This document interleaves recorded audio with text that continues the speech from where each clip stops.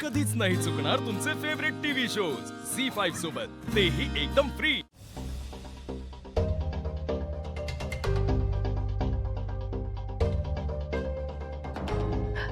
जावई बापू तू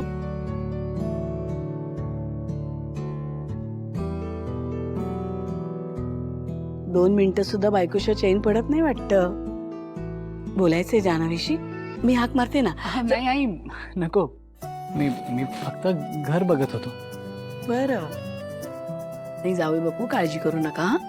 अहो 4च दिवस ती आमची आहे, त्यानंतर तुमच्याच घरी असणार आहे। म्हणजे म्हणजे मला आता जान्हवीला सोडून परत घरी जायचंय का?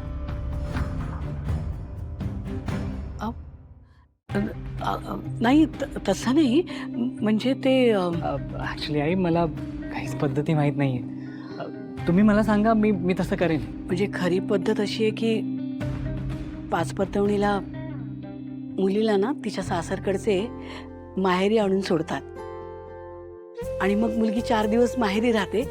मग तिचा नवरा तरी तिला येऊन घेऊन जातो किंवा माहेरची माणसं तिला सासरी नेऊन सोडतात।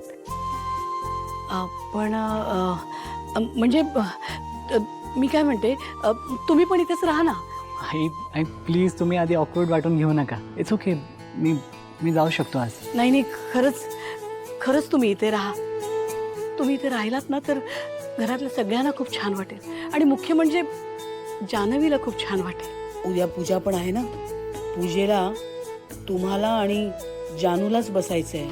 हा तर एवढंच आहे की तुमच्या घरी ज्या ज्या सोयी आहेत तशा सोयी आमच्या घरात नाही आहेत। म्हणजे ते आई, मी मुलगाच आहे ना आता तुमचा। मग इथे इतकी प्रेमाची माणसं असताना एसी आणि इतर गोष्टींचं काय? आणि प्लीज तुम्ही मला वेगळं मानू नका, मी तुमच्यातलाच आहे। मग ठरलं तर तुम्ही इथेच राहणार। सगळ्यात आधी यांना सांगते, खूप छान वाटेल त्यांना।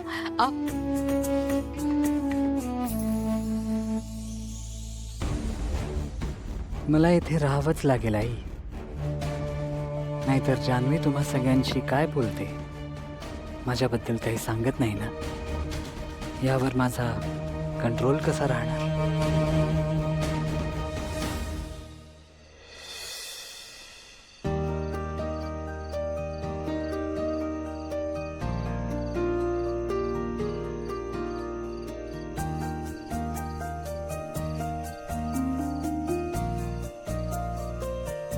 तू इथे काय करतोस?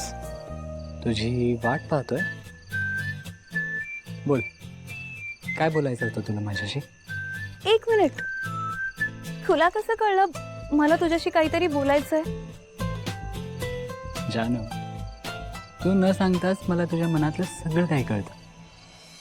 हो का?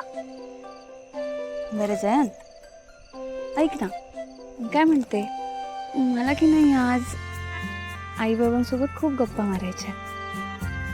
मग मी जाऊ?